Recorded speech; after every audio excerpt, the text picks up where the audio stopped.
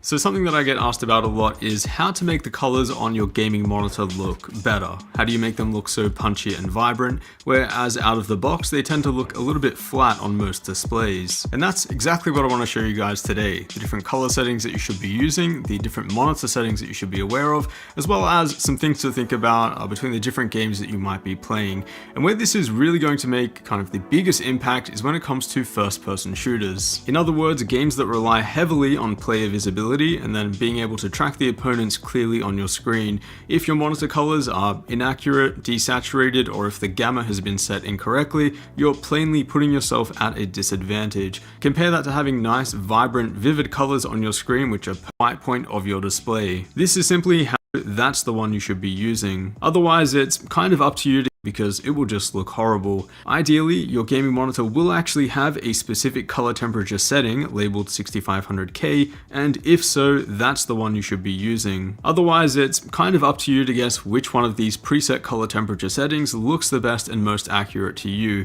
Unfortunately, outside of this, there's no way to set this correctly on most monitors without a device called a colorimeter, which will set you back around $100 to $200. With one of those, you can use a free program called DisplayCal to then dial in the individual RGB values for your display to make sure that your white point and color temperature is set correctly. So that's the proper way to do it. The next best thing, although not perfect, would be to just look up reviews for your specific monitor where the reviewer has already done this step for you. For example, here are the RGB values that I've set on some different gaming monitors, and if you happen to have one of these, feel free to give these settings a try. Again, it won't be perfect because all gaming monitor panels are unique, but copying them over will usually always be better than what you're given out of the box. Also, these settings won't always result in a perfect 6500 Kelvin white point, but the goal here is just to get close enough and avoid any major tint. Okay, so that's all of the boring stuff over, but now we can really start making an impact. Right click the desktop and then select NVIDIA control panel. Don't worry, we'll get to AMD users in just a minute too.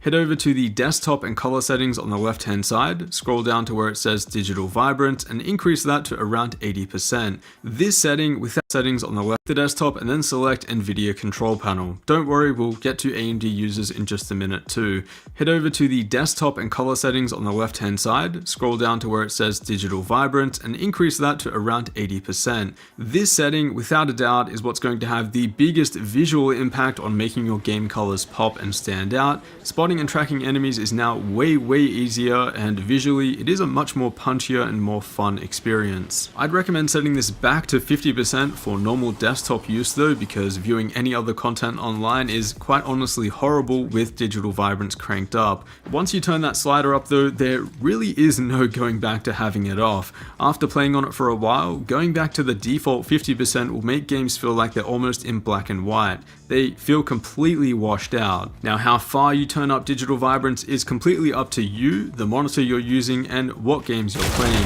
For games like Valorant, Apex, CSGO, Rainbow Six, setting it between 75 and 85% can have a huge impact, but if you're playing single player games, I actually wouldn't recommend using it at all. Skin tones in particular will become too saturated, and the otherwise cinematic intent and color grading will be completely ruined.